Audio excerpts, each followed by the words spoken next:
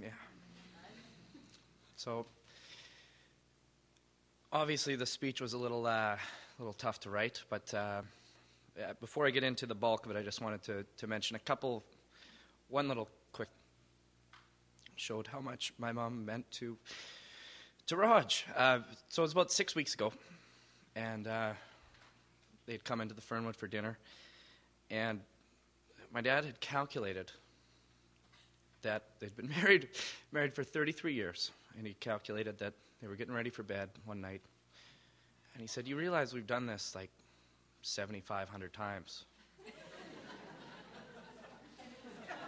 What was it, 12,000? 12,000 times. Either way. It's kind of a nice moment. Either way.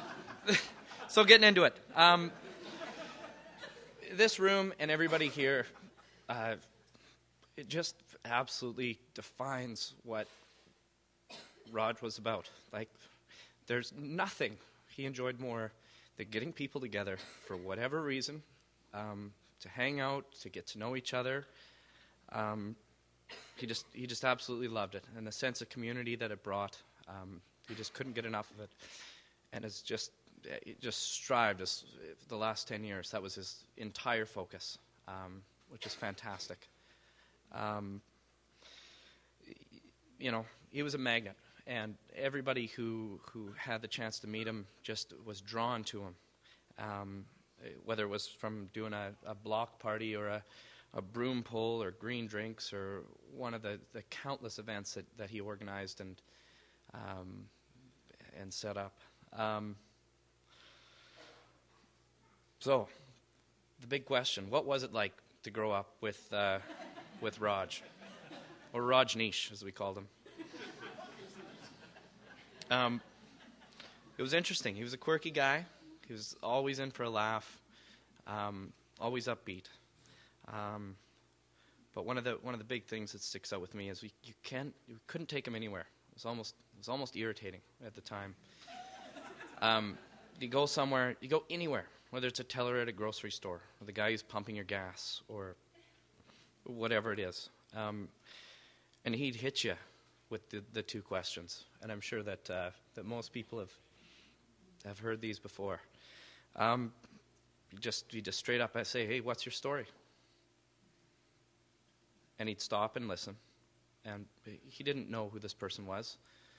He just wanted to know, what they were about. And then he'd go on to say, "What's your biggest challenge?" And you know what? Most of the time, sometimes they'd kind of freak out and they wouldn't know what to say. But oftentimes, people would say, they'd lay it out and this is my problem, Raj. And you know what? He would figure out a solution for these challenges. Like, it was uncanny. He'd always have somebody. You got to call this guy, and he'd hammer out a number that he'd memorized. You got to talk to this guy. He'll help you out right now.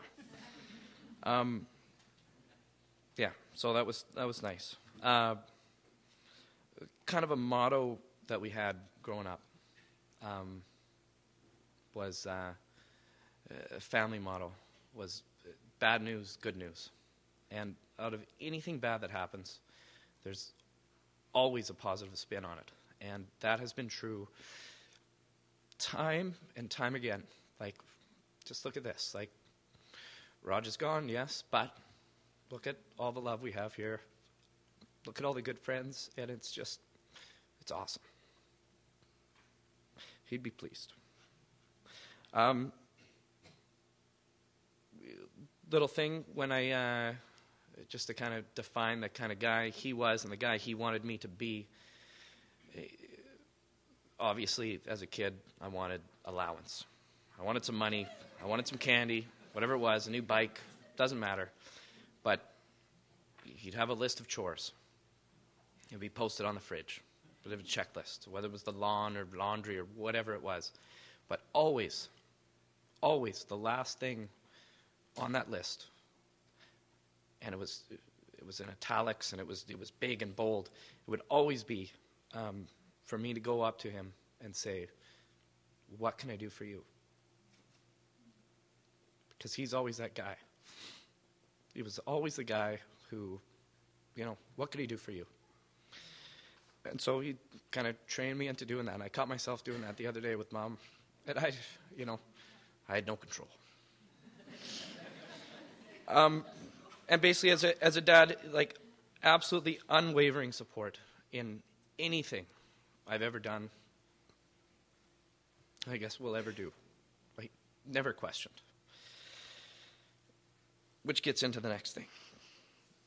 The Fernwood Inn. It was his last kind of gift.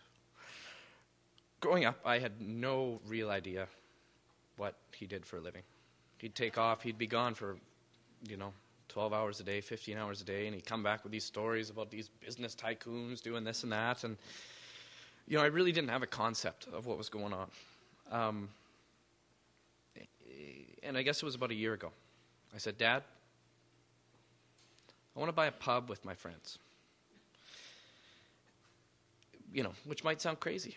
But to him, immediately, his eyes lit up. He goes, oh, what's going on? And no, from that point on, was never, ever an option. It was going to happen. Whether it was the Fernwood or whether it was something else, like he was focused. He had his claws set in there. Like there was nothing that was going to happen to stop him from making my dream a reality. He worked endlessly to put this deal together, and it was a massive effort. I mean, the complexities were just enormous, and it gave me a chance to really step back and just watch him at work. He was so good at what he did. And it was an honor to be able to work along beside him and to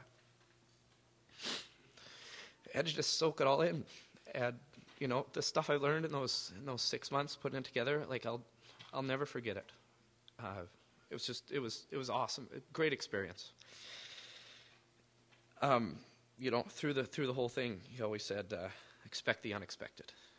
And he would have these spreadsheets and graphs and do all this stuff that I'd say, Dad, what are you doing? That is a waste of time.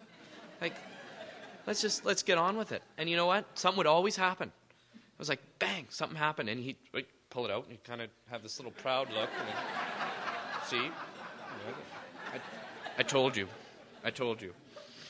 But throughout there were highs and lows, and he always said, Mike, just keep the middle ground. Just roll with it. Everything will work out. And it did. And to say that I was proud of him was an understatement.